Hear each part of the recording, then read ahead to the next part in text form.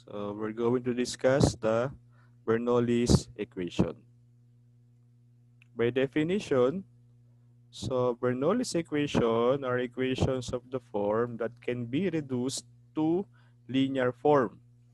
So ibig sabihin, ito ay similar doon sa linear form na dy over dx plus p of x times y equals q of x pag yun ay linear in y, or dx over dy plus p of y times x equals q of y pagka naman siya ay linear in x.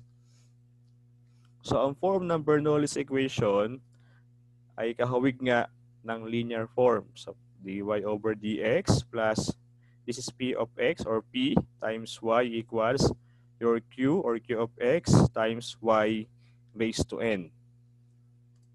So it can be reduced to linear form by multiplying the equation by y raised to negative n and negative n plus 1. Okay.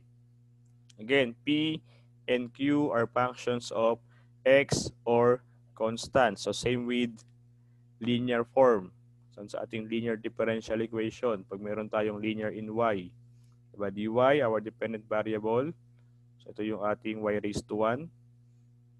Kaso pagkakaiba nila sa linear, nagkaroon tayo ng nakamultiply sa q na y raised to n. Ang ating linear na differential equation, ang form niya is dy over dx plus p of x times y equals q of x. So ang pagkakaiba nilang dalawa, ito na bago. So nagkaroon ng y raised to n kay q. Kaya nga, ito ay pwedeng i-reduce sa linear form by eliminating this y raised to n. So we're going to multiply the equation by y raised to negative n at saka negative n plus 1. Okay, so ganun gagawin, ano? Multiply natin by y raised to negative n para pag multiply mo dito, makakancel yung y na yan, y raised to n. Meron ka na lang q sa ating right side of the equation. So magiging linear form na siya. Okay. So, by multiplying the equation by y raised to negative n and negative n plus 1, ito yun. So, we have dy over dx plus p times y equals q times y raised to n.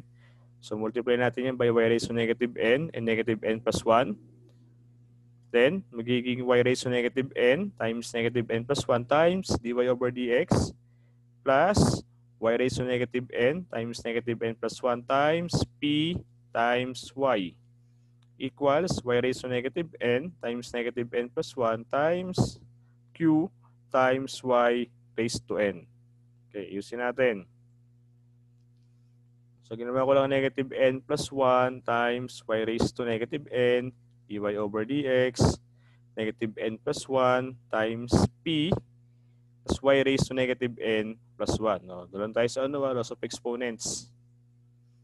Okay. Is y raised to negative n, ito ay y raised to 1. Pag meron tayong y raised to, di ba? Let's say y raised to 2 times y raised to 3. Ang ginagawa ay y raised to 5. Sa iyo ay 2 plus 3. So this is y raised to negative n. Ito ay y raised to 1. So add mo lang exponent nila kay negative n plus 1. So yun siya.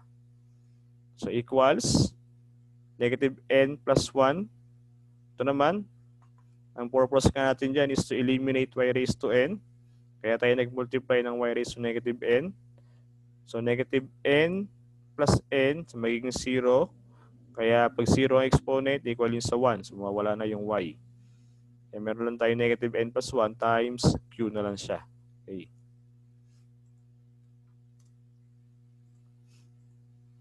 Erase natin.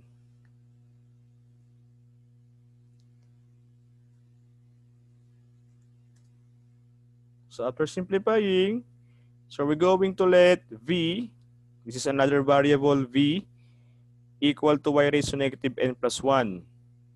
Then, we will have db over dx plus 1 minus n times p times b equals 1 minus n times q.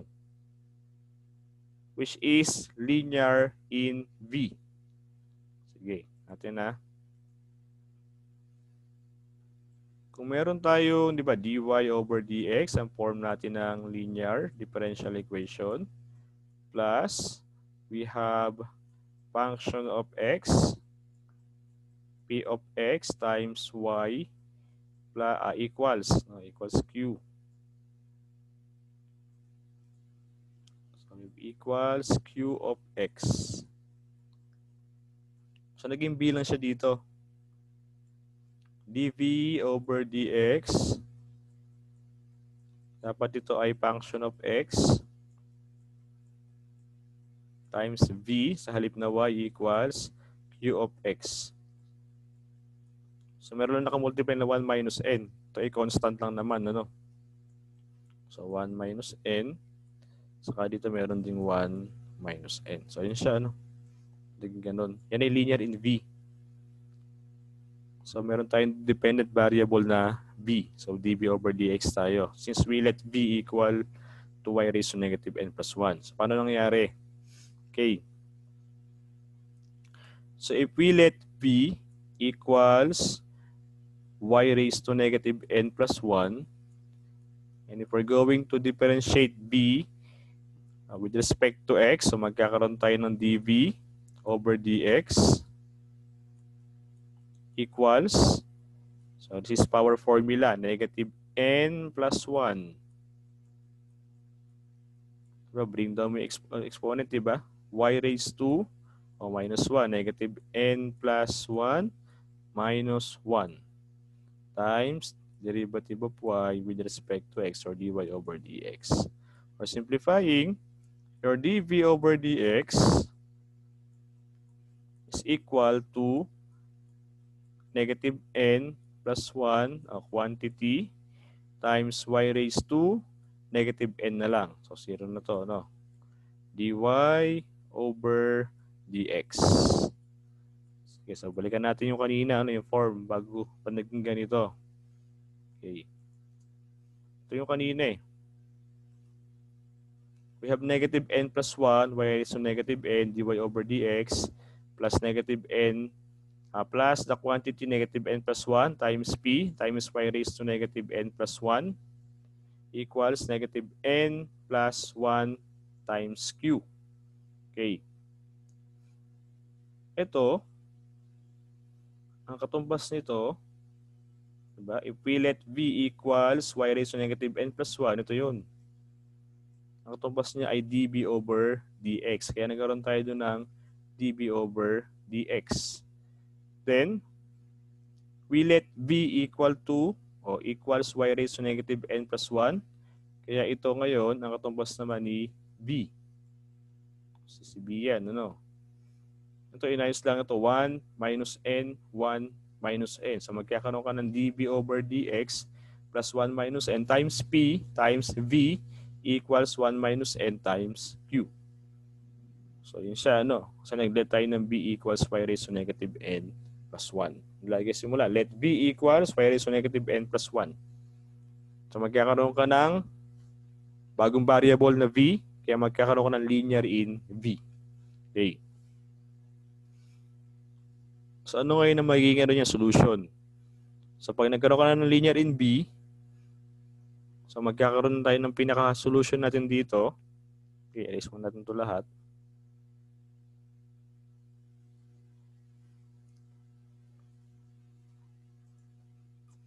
Okay. So, our solution will become b times the integrating factor e raised to integral of p function of x, diba, dx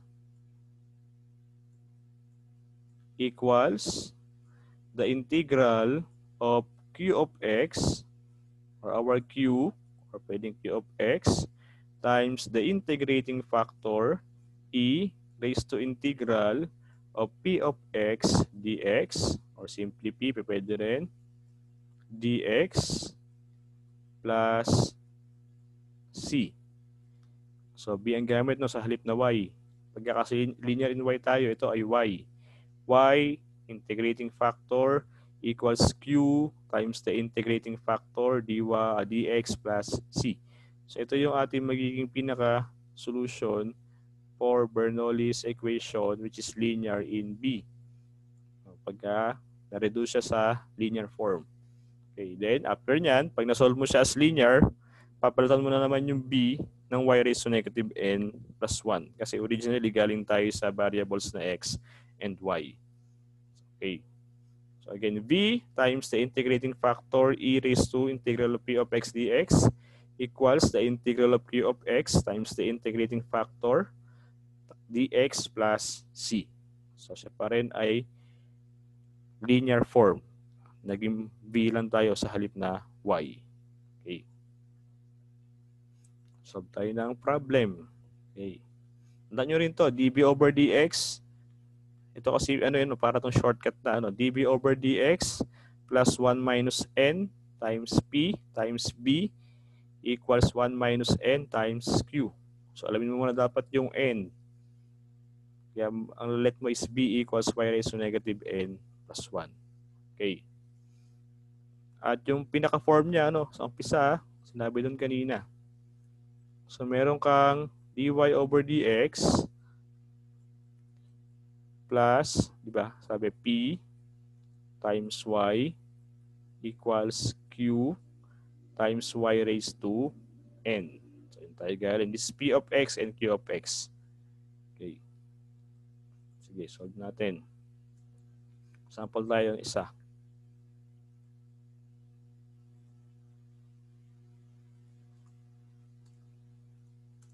So we're going to find the general solution of the following differential equations. Number 1, we have dy over dx minus 2xy squared e raised to negative x minus y equals 0. Again, doon tayo sa formula ng Bernoulli's equation. So ang Bernoulli's equation, meron siyang form na dy, pag ito ay linear in y, ano, dy over dx plus p or p of x times y equals q or q of x y raised to n. So yan, meron tayo, ano, yan ang form niya. Ito kasi pag check mo equation natin, meron ka rito combination ng x, function of x, and y squared. No. Ito naman, y lang. Alam natin na ang p ay pwedeng function of x or pwedeng constant. So, sabihin, hanapin muna lagi yung y raised to 1. Ano? Yun ang kasama ng p, y raised to 1. So, dyan, ito yun, y raised to 1 natin. Ito yung kasama ng p. So, wala siyang kasamang x dito. So, automatic, constant yung ating p. Pagkatapos, ito ay function of x kasama yung y squared, y raised to n. Ito ngayon yung ating y raised to n. Ayusin natin. So magiging dy over dx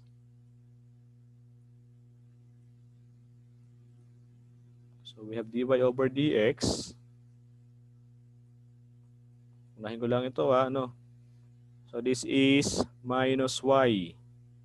Transpose ito kasi yun may y squared equals magiging positive 2x y squared e raised to negative x. So ayusin natin yan ng pattern ng Bernoulli's which is plus p y equals q y raised to n. Again, p ay pwedeng constant, pwedeng function of x. So dy over dx, gagawin natin plus, kaya plus, this is negative 1 times y. Diba kaya siya naging minus y, may negative 1 na kasama, equals, pagtabihin yung x, 2x, e raised to negative x. Bubukod si y raised to n, y squared. So alam natin ngayon na ang n ay equal sa 2. Doon muna tayo sa mahabang solution. Ano? So since we're going to eliminate y squared para siya maging linear form. Di ba? Pagka linear form kasi walang nakamultiply na y raised to n dun sa q. So meron nakamultiply na ano dyan, y squared. So we're going to eliminate that y squared. So we're going to multiply the whole equation by y raised to negative 2. Okay, sige. Tayo sa kanyang long method. No? Okay. So we're going to multiply the equation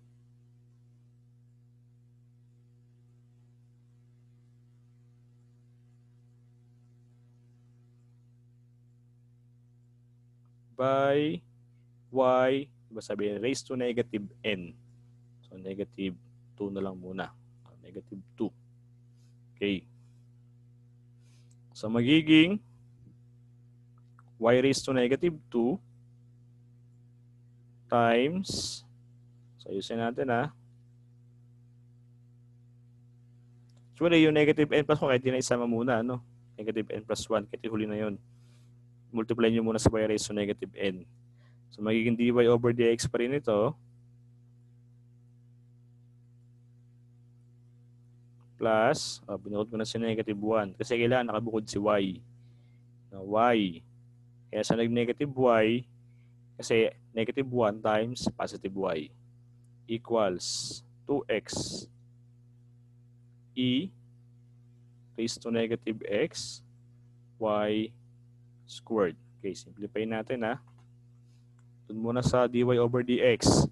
So magkakaroon tayo ng y raised to negative 2 times dy over dx plus, so we have negative 1 y times y raised to negative 2 equals 2x e raised to negative x y squared. So multiply si y raised to negative 2. Okay. Simplifying, this is y raised to negative 2. Rewrite lang natin yan. Dy over dx. Y over dx. Then plus negative 1. Kasi ito magiging 1 plus negative 2. We have y raised to negative 1 equals 2x e raised to negative x. Ito ay 2 plus negative 2. So meron tayong 0. Y raised mo sa 0 equal na yun sa 1. Okay, so wala na tayong y dito. Then, meron tayong y raised to negative 2 dy over dx plus negative 1 times y raised to negative 1 2x e raised to negative x. So pag na-eliminate na yung y raised to 2 na yan or y squared, we're going to let v. So let v equals y raised to negative n plus 1. Then v is now equal to y raised to negative. Ang n natin ay 2 kasi y squared. So negative 2. Sabi negative n plus 1. Then v is now equal to y raised to negative 1. Negative 2 plus 1. Okay. Then we're going to differentiate. We will have dv over dx is now equal to negative 1 y raised to negative 1 minus 1 is negative 2, then dy over dx, and dv over dx is equal to negative of y raised to negative 2 dy over dx, or since ito ay positive, multiply natin boses by negative 1. Kaya negative dv over dx is now equal to positive y raised to negative 2 dy over dx. Okay. natin ha. Kaya itong part na to, ito, ang katumbas niyan ay negative dB over dx. Palitan natin. We will have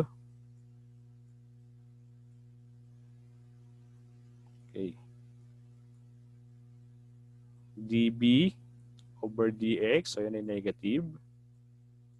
Negative dB over dx plus, so rewrite si negative 1. Then, ito namang y raised to negative 1 na to. Ito naman si b. Siya, no? Okay. We have negative 1 times v equals, rewrite 2x e raised to negative x.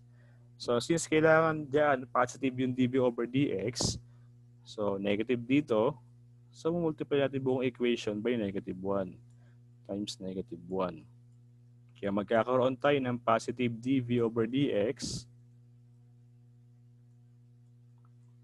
So, negative 1 times negative 1.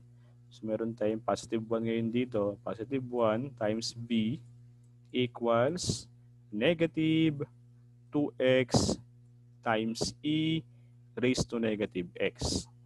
Okay, yan siya, no? Ito ngayon yung ating linear in b. Kaya meron ka dyang panibagong function of x saka q of x. Okay. Ito yung yung long method ng pagka-transform into linear in b. Okay. Ano ba sabi kanina sa may ating shortcut? Pakita natin sa inyo. Erase ko muna itong kabilang part.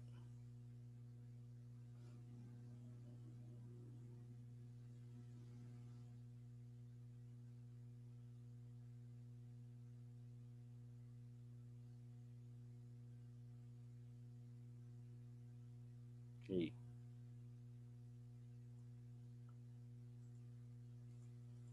So again dito, so di ba kanina ito ay naayos natin, no? So naayos natin ito as dy over dx when arranged in form of Bernoulli's equation.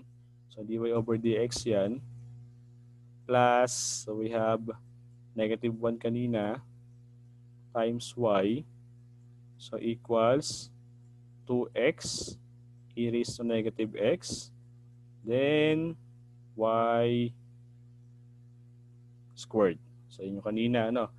So dyan, nakita mo dyan, kasi ang form ng Bernoulli's dy over dx plus, di ba, p, sabi ko kanina, times your y equals your q, then y raised to n.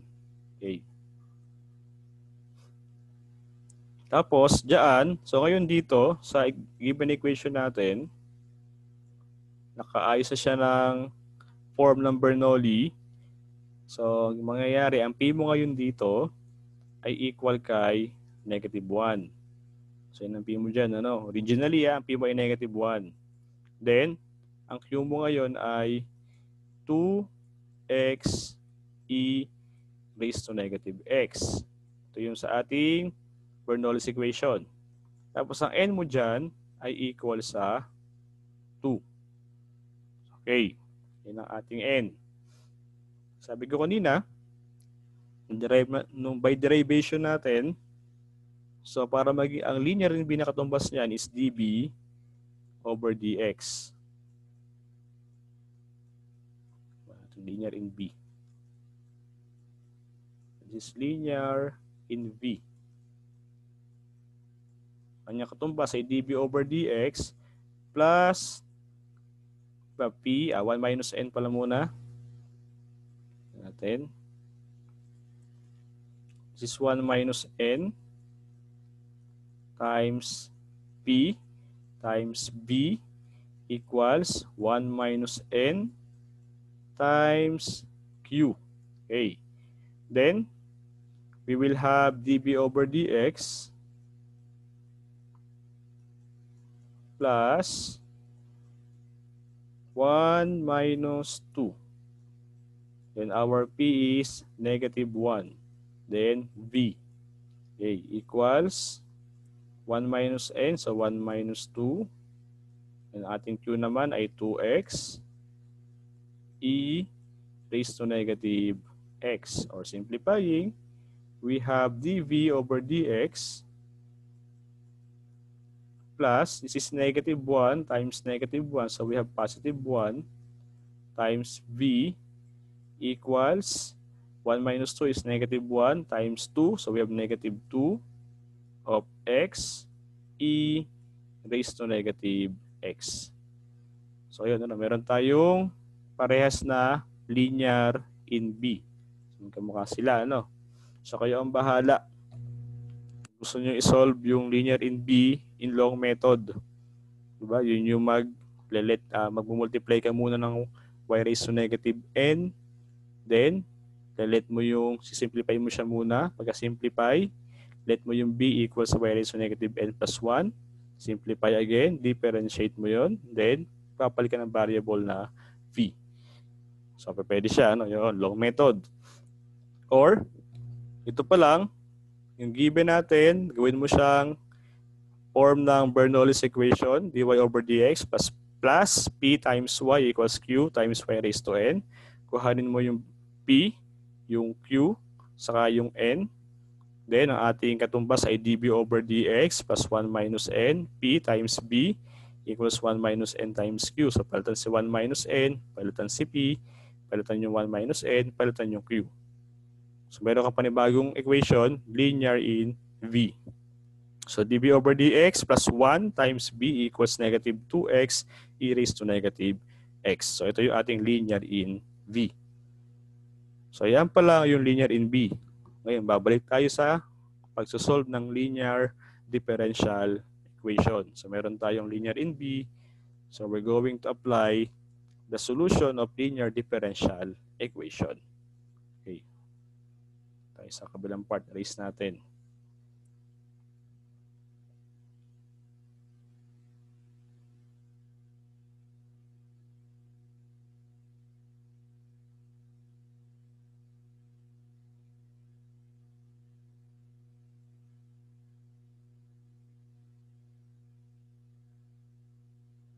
So, ayan, ano, kaya bahala mag-transform into linear in B.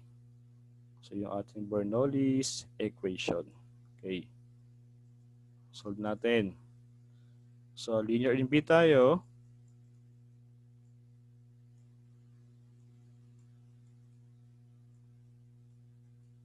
So, we have our solution will be V times the integrating factor, which is e raised to integral of p of x dx equals, we have the integral of your q of x times the integrating factor e raised to integral of p of x dx, sa baba si dx na isa, plus c.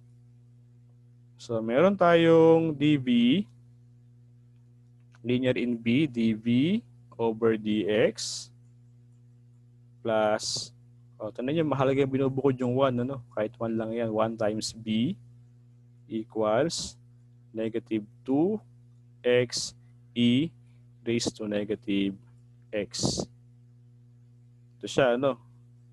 Ito yung linear in b, db over dx, plus, meron ka dyan function of x, p of x, times v equals your q of x. This is linear in v. Kaya meron tayo ngayon dyan na p of x natin. So, yun ay equal sa 1. Then, our q of x is equal to negative 2x e raised to negative x. So, ayun, ang p of x mo ay 1 kasi 1 times b lang yun. So, yung b yung ating pinaka-dependent variable, then p of x is 1. P of x mo negative 2x e raised to negative x. Palitan natin. Then, we have v. So, v yan. times the integrating factor e raised to integral p of x is 1. So 1 saka dx equals integral of q of x. Q of x mo ay negative 2x e raised to negative x times the integrating factor e raised to integral of p of x. Ang p of x natin ay 1 times dx plus c. Okay guys, sa linear natin, doon muna tayo kay integrating factor. Okay. So for integrating factor, simplify first the integrating factor e.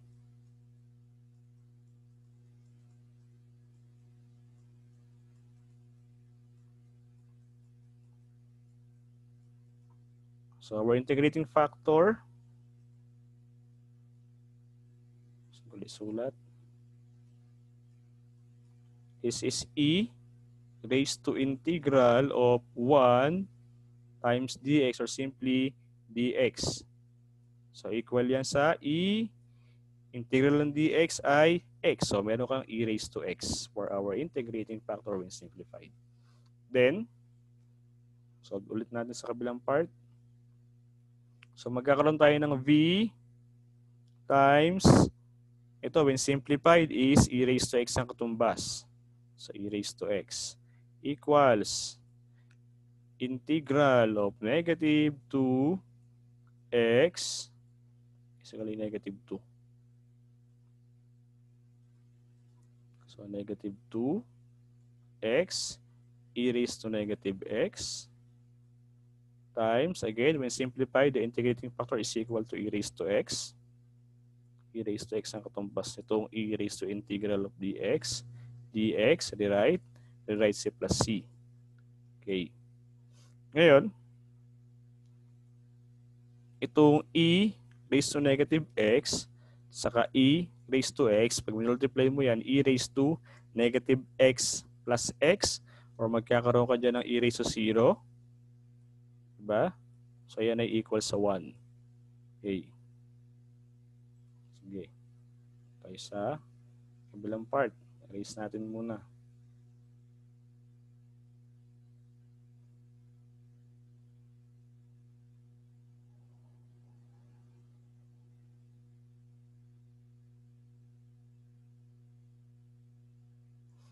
Tuloy natin. Then we will have v. Yeah, red na. So we have v times e raised to x equals the integral of negative 2x. So wala na dito yung e raised to negative x saka e raised to x. Equal na yan sa 1 pag nag-multiply natin.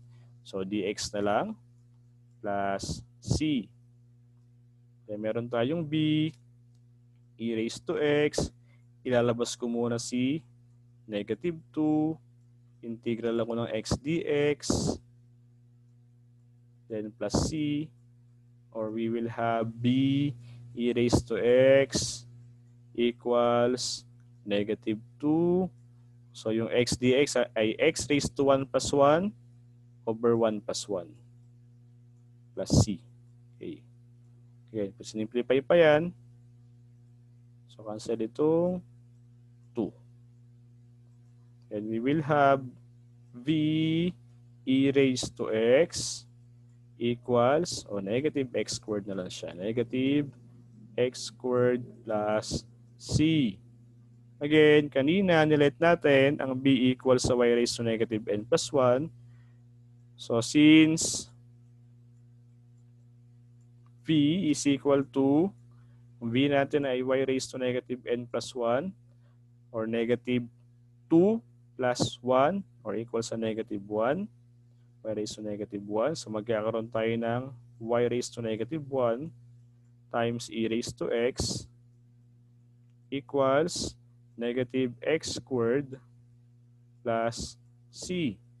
Or pwede pa i-simplify as 1 over y times e raised to x equals negative x squared plus c. Or pwede mo i-multiply pa yung y. Pwede rin naman yun.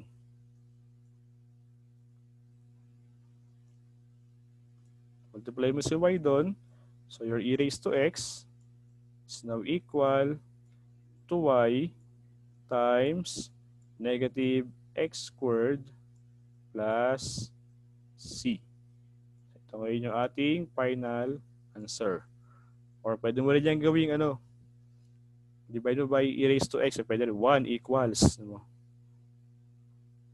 y times the quantity negative x squared plus c all over e raised to x. So pwede rin yun. Depende sa yan.